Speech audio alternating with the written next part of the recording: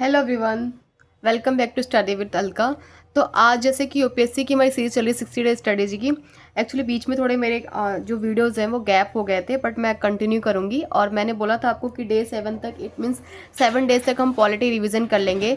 तो डे 5 हमारा हो गया है और 3 डेज तो मैंने पहले बताया कि स्ट्रेटजी क्या है, कैसे करना है और कौन कौन से टॉपिक्स को देखना है। और अभी जो हमारा पॉलिटिकल करते हैं कि संविधान की प्रस्तावना से, ठीक है, बहुत ही इंपॉर्टेंट है टॉपिक।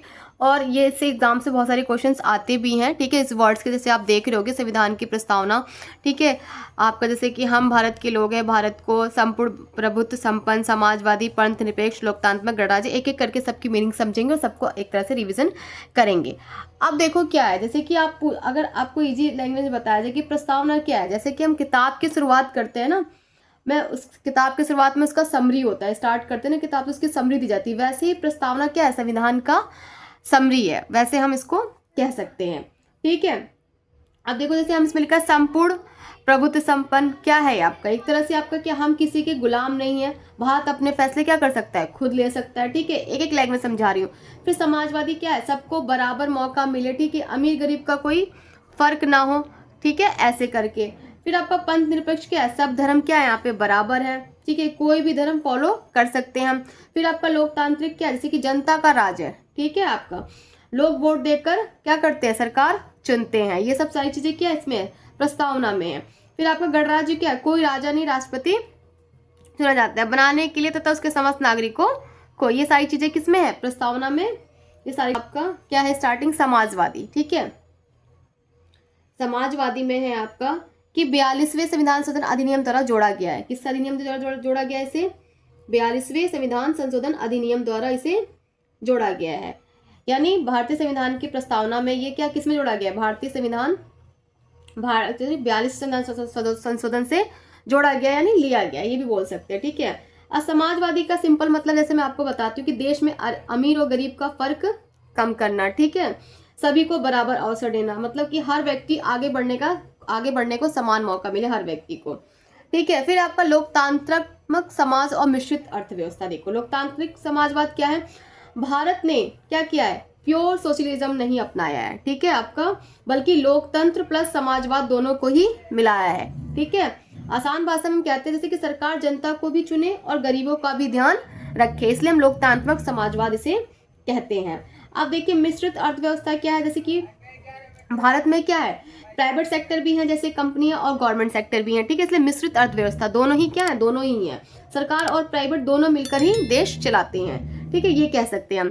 फिर गांधीवाद और मार्क्सवाद का विचरण, गांधीवादी समाजवाद की ओर झुकाव, ठीक है, क्या है इसका मतलब, देखो मार्क्सवाद क्या कहता है, बराबरी पर जोर देना, ठीक है, अमीर गरीब का अंतर खत्म करना, ठीक है। और गांधीवाद मतलब महात्मा गांधी अहिंसा, गरीबों की मदद, ठीक है, गांव और स्वावलंबन पर जोर देना, ठीक है, ये है गांधीवाद में, ठीक है। तो इस तरह से हमारा क्या है, दोनों की तरफ ये समाजवाद का झुकाव है। अब चलिए बात करें, जैसे कि हम पूछ सकते हैं आपसे क्वेश्चन कि भारत का समाजवाद कैसा है, तो हम क्या कह सकते हैं, भारत में दोनों का मिक्स लिया है, किसका लिया, दोनों का ही मिक्स लिया है, गांधीवाद और मार्क्सवाद, ठीक है। इसलिए हम कह सकते हैं मार्क्सवाद से क्या किया है, बराबरी का आइडिया लिया है, और गांधीवाद से शांति और नैतिकता का। तो झुकाव किस तरफ है, गांधीवाद समाज की तरफ ज्यादा है, क्या कह सकते हैं हम, गांधीवाद सुझाव की तरफ क्या है, झुकाव ज्यादा है। ये हुआ, इस तरह से क्वेश्चन है। तो ये आपसे पूछ लीजिएगा सोशलिस्ट वर्ड कहाँ से लिया गया था, 42वें संविधान संशोधन से 1976 में, ठीक है। और इंडिया इसको फॉलो करती है क्या, डेमोक्रेटिक ठीक है, इस तरह से। इकोनॉमी कैसी है आपकी, मिक्स्ड इकोनॉमी, ठीक है, मिश्रित अर्थव्यवस्था है, ठीक है। तो इस तरह से भारत का समाजवाद लोकतंत्र प्लस बराबरी प्लस गांधीवादी सोच पर है। ये सारा मैंने इसका आपको बताया समाजवादी का। अब चलिए बात करते हैं आपका पंथ निरपेक्ष, जैसे आप देख रहे हो क्या है इसमें, पंथ निरपेक्ष में कि 42वें संविधान संशोधन अधिनियम द्वारा जोड़ा गया अनुच्छेद 25 से 28 में उल्लेख है इसका, पंथ निरपेक्षता की सकारात्मक अवधारणा, सभी धर्मों को एक समान दर्जा और सहायता प्राप्त है। अब क्या कहता है, ये भी 42वें संविधान संशोधन से द्वारा जोड़ा गया है, ठीक है। यानी पंथ निरपेक्ष का मतलब समझते हैं पहले, देश का कोई अपना धर्म नहीं होता, ठीक है, सभी धर्मों को क्या कहते हैं, बराबर ही माना जाता है। जैसे कि सरकार किसी एक धर्म को नहीं मानती, सबको बराबर मानती है। इसमें पंथ निरपेक्ष का ये मतलब है। अब लिखा गया है कि अनुच्छेद 25 से 28 क्या कहते हैं। ये आर्टिकल क्या होते हैं, लोगों को धर्म की स्वतंत्रता देते हैं। 25 से लेकर 28 तक में आपकी धर्म की स्वतंत्रता के बारे में क्या अनुच्छेद 25 क्या कहता है, धर्म मानने और पालन करने की आजादी 25 में है। ठीक है, फिर 26 में क्या है, धार्मिक संस्थाएं चलाने की आजादी है। ठीक है, 27 में क्या है, किसी धर्म के लिए टैक्स देने की मजबूरी नहीं है। ठीक है, फिर 28 में क्या है, सरकारी स्कूल में धार्मिक शिक्षा नहीं है, यानी हर व्यक्ति अपने धर्म को मान सकता है और सरकार उसमें दखल नहीं देती है। ये उल्लेख है आपका 25 से लेके 28 तक के। अब क्या लिखा है, पंथ निरपेक्षता की सकारात्मक अवधारणा सभी धर्मों को एक समान दर्जा और सहायता प्राप्त है। क्या है, आप देखो भारत में सेकुलरिज्म का मतलब सिर्फ धर्म से दूर रहना नहीं है, बल्कि सभी धर्मों को क्या है, बराबर सम्मान देना। जरूरत पड़ने पर क्या करे, सरकार मदद भी कर सकती है, यानी सभी धर्मों के साथ समान व्यवहार और जरूरत पर सहायता भी वो दे सकती है। यानी सिंपल शब्दों में आप समझो कि सभी त्योहारों को मान्यता देती है। ठीक है, अलग धर्मों के संस्थानों को भी सहायता वो करती है, कौन, सरकार। ठीक है, तो इस तरह से आपका पंथ निरपेक्ष क्या हुआ, सभी धर्म बराबर है, सरकार सबका सम्मान और जरूरत पर सहायता करती है। इस पंथ निरपेक्ष के पूरे एक समरी हो गई। अब चलिए बात करते हैं हमारा लोकतांत्रिक। ठीक है, क्या हुआ हमारा ये शब्द आता है कहाँ, भारतीय संविधान की प्रस्तावना में है ना, शब्द है ना भारतीय संविधान की प्रस्तावना में। ठीक है, प्रतिनिधि संसदीय लोकतंत्र, राजनीतिक, सामाजिक और आर्थिक लोकतंत्र। अब देखते हैं इसको क्या समझते हैं। देखो, पहले समझते हैं प्रतिनिधि संसदीय लोकतंत्र, यानी भारत में हर व्यक्ति सीधे सरकार नहीं चलाता। क्या करता है, सीधे सरकार नहीं चलाता है, हम अपने प्रतिनिधि यानी लीडर्स को चुनते हैं। ठीक है, ये प्रतिनिधि संसद में जाकर फैसले लेते हैं। आसान भाषा में कह के जनता वोट देती है, नेता चुनती है और नेता देश चलाते हैं। इसका मतलब है प्रतिनिधि संसदीय लोकतंत्र। ठीक है, अब है आपका राजनीतिक, सामाजिक, आर्थिक लोकतंत्र। पहले समझते हैं राजनीतिक लोकतंत्र, यानी हर व्यक्ति को वोट देने का अधिकार है, चुनाव लड़ने का मौका, यानी हर व्यक्ति को राजनीति में भाग लेने का अधिकार है। अब सामाजिक लोकतंत्र क्या है, समाज में यानी कोई भेदभाव नहीं है, सबको बराबर सम्मान मिले, जाति धर्म के आधार पर कोई भेदभाव नहीं, यानी समाज में सब बराबर है आपका सामाजिक में। अब चलिए बात करते हैं और आर्थिक लोकतंत्र का क्या मतलब है, आपका हर व्यक्ति को काम करने का मौका, अच्छी जीवन शैली का अधिकार, अमीर गरीब का गैप कम करने की कोशिश। ठीक है, यानी हर व्यक्ति को कमाने और अच्छा जीवन जीने का मौका मिले। किसमें, ये लोकतांत्रात्मक चीजों में। ठीक है, क्या है आपका, ये सारी चीजें आपकी लोकतांत्रिक में है। मतलब लोकतंत्र मतलब जनता द्वारा चुनी गई सरकार प्लस सभी को समान अधिकार और अवसर मिले। ठीक है, अब चलिए बात करते हैं गणराज्य। अब गणराज्य क्या है आपका, पहले ये समझिए इजी लैंग्वेज में। यह शब्द आता है कहाँ से, भारतीय संविधान की प्रस्तावना में से। ठीक है, क्या है, इसमें निर्वाचित राष्ट्राध्यक्ष, ठीक है, राजनीतिक संप्रभुता लोगों में निहित है, सार्वजनिक पद प्रत्येक नागरिकों के लिए खुले हैं। क्या है, देखो, भारत में देश का प्रमुख क्या हो, राष्ट्रपति हो, जो चुना जाता है, जन्म से नहीं चुना जाता है, जन्म से ही नहीं बनता है वो। ठीक है, यानी देश का मुखिया चुनाव से आता है, राजा की तरह वंश से नहीं है, इसलिए गणराज्य में है। ठीक है, अब राजनीतिक सत्ता वंशानुगत नहीं होती है। ठीक है, पावर परिवार से नहीं, चुनाव से मिलती, यानी कोई पावरफुल है फैमिली तो उसके ही नेता नहीं बनेंगे, चुनाव करेंगे, जनता वोट देगी तभी वो नेता बनेंगे। ठीक है, सार्वजनिक पद पर क्या हुआ, सबके लिए खुले, सार्वजनिक पद सबके लिए खुले, यानी प्रत्येक नागरिकों के लिए खुले। क्या है, कोई भी नागरिक चुनाव लड़ सकता है, राष्ट्रपति, प्रधानमंत्री, MP, MLA क्या बन सकता है, योग्यता के अनुसार, यानी हर नागरिक को आगे बढ़ने और पद पाने का मौका है इस गणराज्य के अकॉर्डिंग। ठीक है, आपका ये हुआ। अब हम इससे समझते कैसे होगा, अगर भारत में राजा होता तो उसका बेटा ही अलग राजा बनता, ऐसा नहीं है। लेकिन भारत में क्या है, कोई भी योग्य व्यक्ति राष्ट्रपति बन सकता है। किसमें, भारतीय संविधान के प्रस्तावना में ये लिखा हुआ है। ठीक है, अब चलिए बात करते हैं, हम यहाँ पे आते हैं, क्या है यहाँ पर, न्याय स्वतंत्रता। देखो लिखा है ना यहाँ पे, न्याय स्वतंत्रता, समता, बंधुत्व, यानी संविधान के उद्देश्य फ्रांसीसी क्रांति से लिए गए। कहाँ से लिए गए, फ्रांसीसी क्रांति से लिए गए। ये चारों आदर्श हमारे फ्रांसीसी क्रांति से लिए हैं, ये मिलते हैं कहाँ, भारतीय संविधान की प्रस्तावना में। अब चलिए बात करते हैं हमारे, क्या है हमारा, न्याय है। ठीक है, पहले फिर स्वतंत्रता है, समता है, फिर बंधुता है। इसी लैंग्वेज में समझ जाते हैं, 3 प्रकार के होते हैं हमारे ये, सामाजिक, आर्थिक और राजनीतिक। कौन, न्याय। ठीक है, फिर स्वतंत्रता कितने प्रकार से, सोचने की, बोलने की, धर्म मानने की स्वतंत्रता, ठीक है, ऐसे नॉर्मल सी। समानता क्या है, सभी लोगों के लिए बराबर है, ठीक है। बंधुत्व क्या है, भाईचारा और एकता, ठीक है। अब चलिए बात करते हैं हम कि न्याय का विचार लिया गया। देखिए लिखा ना, यह विचार रूसी क्रांति से लिया गया। न्याय का विचार कहाँ से लिया गया, फ्रांसीसी क्रांति से लिया गया। मूल अधिकार राज्य के प्रति राज्य के रीति तत्व द्वारा सुनिश्चित किया गया है। 3 प्रकार के न्याय, सामाजिक, आर्थिक, क्रांति, जैसे मैंने पहले आपको बताया। क्या है ये न्याय, क्या करते हैं, यह मिलता है कि इसमें भारतीय संविधान के प्रस्तावना में, संविधान में न्याय दिलाने को 2 बड़े साधन है, मौलिक अधिकार, ठीक है, कौन कौन से, और राज्य के नीति निर्देशक यानी फंडामेंटल राइट्स, और डीपीएसपी के से हम न्याय की क्या है, संविधान में न्याय पाने दिलाने के 2 बड़े साधन है ये, ठीक है। यानी संविधान लोगों को अधिकार देता है और सरकार को दिशा देता है कि ताकि सबको न्याय मिले, इसमें लिखा गया न्याय में। अब न्याय 3 प्रकार के होते हैं, जैसे बताया, सामाजिक, आर्थिक और राजनीतिक। आप देखो सामाजिक क्या है आपका, समाज में कोई भेदभाव ना हो, ठीक है, जाति, धर्म, लिंग के आधार पर फर्क ना किया जाए, ठीक है, यानी समाज सबको बराबर सम्मान मिले। सामाजिक में। आर्थिक में क्या है, हर व्यक्ति को काम करने का मौका मिले, अच्छी जिंदगी जीने का अवसर प्राप्त हो, ठीक है, अमीर गरीब का अंतर कम हो, किसमें हो, आर्थिक में। राजनीतिक में क्या है, हर व्यक्ति को वोट देने का अधिकार हो, ठीक है, चुनाव लड़ने का अधिकार हो, ठीक है, ये सारी चीजें किसमें, हम आपके न्याय में। अब चलिए हम बात करते हैं स्वतंत्रता की। क्या है स्वतंत्रता, क्या है, यह कॉन्सेप्ट आता है कहाँ से, भारतीय संविधान की प्रस्तावना से ही आता है, ठीक है। अब स्वतंत्रता क्या है कि लोगों के क्रियाकलाप पर प्रतिबंध ना होना। क्या है मतलब, लोगों पर बेवजह रोक टोक ना हो, हर व्यक्ति को अपने विकास का मौका मिले, यानी आप अपनी जिंदगी अपने तरीके से जी सकते हो, कानून के अंदर नहीं है ये, ठीक है।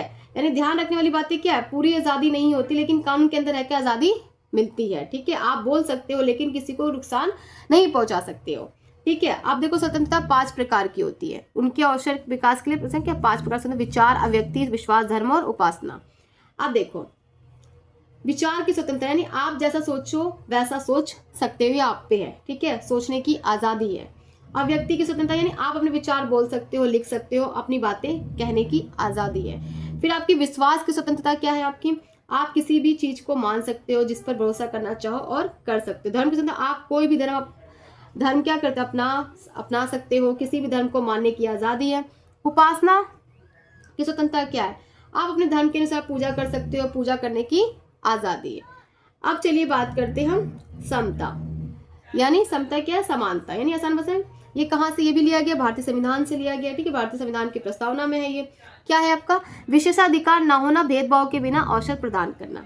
क्या होगा आपका, किसी भी व्यक्ति या संस्था को जन्म, जाति, पैसा या पद के आधार पर एक्स्ट्रा फायदा नहीं मिलेगा, ठीक है, यानी किसी को भी बिना वजह खास फायदा नहीं दिया जाएगा, सबको बराबर मौका देना, यानी आगे बढ़ने का समान अवसर, नौकरी, शिक्षा वगैरह भी सबको बराबर ही चांस मिलेगा। प्रतिष्ठा और अवसर की समता, यानी कोई भी नागरिक बड़े पद पा सकता है, सरकारी नौकरी कर सकता है, कोई मेहनत करके आगे बढ़ सकता है, ठीक है, ये हो गया आपका समता में, ठीक है। फिर बात करते हैं बंधुत्व, यानी 42वें संविधान संशोधन अधिनियम 1976 द्वारा जोड़ा गया इसे, ठीक है। क्या है इसका मतलब, आपका लिखा गया है कि व्यक्ति की गरिमा तो राष्ट्र की एकता और अखंडता, यानी सभी लोगों के बीच क्या है, भाईचारा, दोस्ताना व्यवहार, व्यक्ति की गरिमा और समाज की एकता और अखंडता को बनाए रखना, ठीक है, उसकी डिग्निटी, ठीक है, उसकी यूनिटी और इंटीग्रिटी को भी बनाए रखना, यानी सब मिलजुल कर रहे, एक दूसरे का सम्मान करे और देश एक रहे, ठीक है, ये बंधुत्व है। क्यों जरूरी है, देखो समाज में भेदभाव, लड़ाई झगड़े कम हो, देश में एकता बने रहे, ठीक है, हर नागरिक की इज्जत बनी रहे, इसलिए सबका सम्मान प्लस देश की एकता प्लस मिलकर रहना किसमें है, ये आपका बंधुत्व में है, ठीक है। यानी जब लोग अलग धर्म, जाति या भाषा के बावजूद दोस्ताना व्यवहार करें, ठीक है, फ्रेटर्निटी कहा जाता है उसे। सरकारी नीतियां के समाज में भाईचारा बढ़ाने वाली, ठीक है, ये हो गया आपका, क्या है आपका ये बंधुत्व तक। देखो ये जो लैंग्वेज है ना, ये आपका ऑप्शंस में यही आएगा, मैं अपनी लैंग्वेज में आपको समझाने का प्रयास कर रही हूँ और एक रिवीजन के तौर पे आपको समझ में आए, ठीक है, पर ऑप्शंस जो आएंगे वो इसी लैंग्वेज से ही आएंगे, ठीक है। प्रस्तावना संविधान के भाग के रूप, अब देखो इसमें क्या है, भारत का एक लक्ष्य है, देखो एक संपूर्ण प्रभुत्व संपन्न समाजवादी पंथ निरपेक्ष लोकतांत्रिक गणराज्य बनाना, ये पूरी की समरी बता रही हूँ मैं आपको, ठीक है। जैसे कि भारत स्वतंत्र हो, गरीब अमीर में फर्क कम करने वाला, ठीक है, सभी धर्मों को समान माने और जनता द्वारा चलाना चलने वाला देश हो। ठीक है, नागरिकों को मिलने वाला अधिकार हो, सामाजिक आर्थिक राजनीतिक न्याय सबको बराबर और सही मौका मिले, जैसे ये है आपका। ठीक है, विचार, व्यक्ति विश्वास, धर्म की उपासना, स्वतंत्रता, अपनी सोच और धर्म को पूरा अधिकार हो, प्रतिष्ठा अवसर के संबंध, किसी को बिना वजह फायदा या नुकसान नहीं पाना। ठीक है, संविधान की स्वीकृति, संविधान को 26 नवंबर 1949 को संविधान सभा ने अंगीकृत और लागू किया। टोटल एक लैंग्वेज में आप बता सकते हैं इस पूरे समरी का कि भारत का संविधान स्वतंत्र, समाजवादी, पंथ निरपेक्ष, लोकतांत्रिक गणराज्य बनाकर सबको न्याय, स्वतंत्रता, समानता और भाईचारा देना सुनिश्चित करता है, जो कि आपके प्रस्तावना में मेंशन है ये सारी चीजें।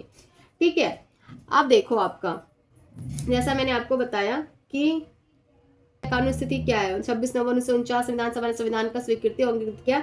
इसी दिन संविधान ऑफिशियली तैयार हुआ था। ठीक है, आप चलिए बात करते हैं ये प्रस्तावना संविधान के भाग के रूप, किस भाग से क्या क्या कहा गया, यानी 26 नवंबर अंगीकृत किया गया स्वीकृति, कब इसको ऑफिशियल रूप से लॉन्च किया गया था, मतलब लागू किया गया था। देखो, बेरुवाड़ी संवाद 1960 और संविधान का भाग नहीं है, दिखा है ना यहाँ पे क्या कहा इसने।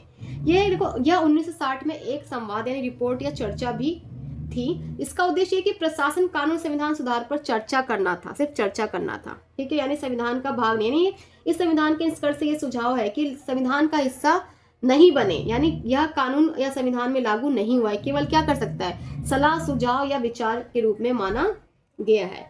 यानी बेरुवाड़ी संवाद 1960 संविधान का हिस्सा नहीं, ये केवल प्रशासन और सुधार का ही एक सलाह है, इसमें कहा गया है। ठीक है, अब देखिए संविधान के भाग, संविधान द्वारा सभा द्वारा अंगीकृत स्वीकृति, बेरुवाड़ी संविधान क्या कर सकती है, केवल सुझाव और संविधान का हिस्सा नहीं, इसके द्वारा ये कहा गया है किस संवाद में बेरुवाड़ी संवाद में। ठीक है, अब दूसरा है आपका, जैसे कि मान लो आसान भाषा में, जैसे मान लो कि यह एक चर्चा सलाह थी, संविधान का हिस्सा नहीं, मतलब संविधान में इसे लिखा गया है, लिखा नहीं गया, यह केवल एक सुझाव है। ठीक है, जैसे कि अगर आपको मैं समझाऊं कि स्कूल में एक प्रिंसिपल ने कहा कि हम लाइब्रेरी में नई किताबें जोड़ें। ठीक है, लेकिन सभी नियम ऑफिशियली शामिल नहीं हुए। ठीक है, यह तो केवल एक सुझाव था, कानून नहीं था। इस तरह से ही बेरुवाड़ी संवाद ने कहा है कि प्रस्तावना संविधान का भाग नहीं है। अब चलिए दूसरा क्या आपका, केशवानंद भारतीवाद 1973, इसमें क्या कहा गया कि प्रस्तावना संविधान का भाग है, इसलिए उसमें संशोधन किया जा सकता है, बशर्ते उसमें संविधान के मूल ढांचे का उल्लंघन ना हो। क्या कहा गया है, मामला क्या था, देखो, केशवानंद भारती ने कोर्ट में चैलेंज किया कि संविधान में मूल अधिकार यानी फंडामेंटल राइट्स को संसद ने बदल यानी संशोधन दिया है। सवाल यह था कि क्या संसद संविधान में कुछ भी बदल सकती है, इसमें कहा गया। ठीक है, क्या हुआ इसमें, संविधान का क्या कहा गया कि संविधान की प्रस्तावना संविधान का हिस्सा है। ठीक है, आसान भाषा में आप क्या कह सकते हो कि संविधान फ्लेक्सिबल है, समय के अनुसार क्या कर सकते हैं, हम इसको बदल सकते हैं, लेकिन क्या बेसिक स्ट्रक्चर अनटचेबल, मतलब जैसे कि लोकतंत्र, न्याय, स्वतंत्रता, समानता, बंधुत्व में कोई छेड़छाड़ आप नहीं करोगे। ठीक है, यानी केशवानंद भारती केस में संविधान का हिस्सा क्या हो, प्रस्तावना में कि संसद संविधान संशोधन कर सकती है, लेकिन मूल ढांचे को नहीं तोड़ सकती, उल्लंघन नहीं कर सकती है। ये आपका इसमें हुआ। फिर आता है आपका भारतीय जीवन बीमा निगम वाद 1995, उद्देशिका संविधान का क्या है, अभिन्न अंग है, यानी क्या है ये आपका 1995 है, भारतीय जीवन बीमा LIC। ठीक है, LIC क्या है, पहले तो ये समझ लीजिए आप, life insurance corporation of India, यानी भारत की सबसे बड़ी जीवन बीमा कंपनी है। ठीक है, संविधान संशोधन या का अभिमान से संबंध है। देखो, LIC का संवैधानिक हिस्सा नहीं है, लेकिन इसका उद्देश्य भारत के सामाजिक और आर्थिक विकास से जुड़ा हुआ है। ठीक है, मतलब देश के लोगों की आर्थिक सुरक्षा और समाज सुरक्षा क्या करती है, सुनिश्चित करना इसका कार्य है। मुख्य उद्देश्य क्या है, लोगों को जीवन बीमा, लाइफ इंश्योरेंस प्रदान करना, लोगों की आर्थिक सुरक्षा देना यानी फाइनेंशियल सिक्योरिटी देना, सामाजिक कल्याण, सोशल वेलफेयर को बढ़ावा देना। ठीक है, ये क्या है, LIC का काम है। यानी अगर कोई व्यक्ति बीमा लेता है और उसकी मृत्यु हो जाती है तो परिवार को पैसे मिलते हैं, इससे गरीब और मध्यम वर्ग की आर्थिक सुरक्षा होती है। ठीक है, तो ये आपका पूरा इस प्रस्तावना का आपका पूरा ही मैंने एक अच्छे से समझाया अपनी लैंग्वेज में भी और इस किताबी लैंग्वेज में भी, जिस तरह से आपके क्वेश्चंस आएंगे। तो प्रस्तावना तो आज एंड होता है।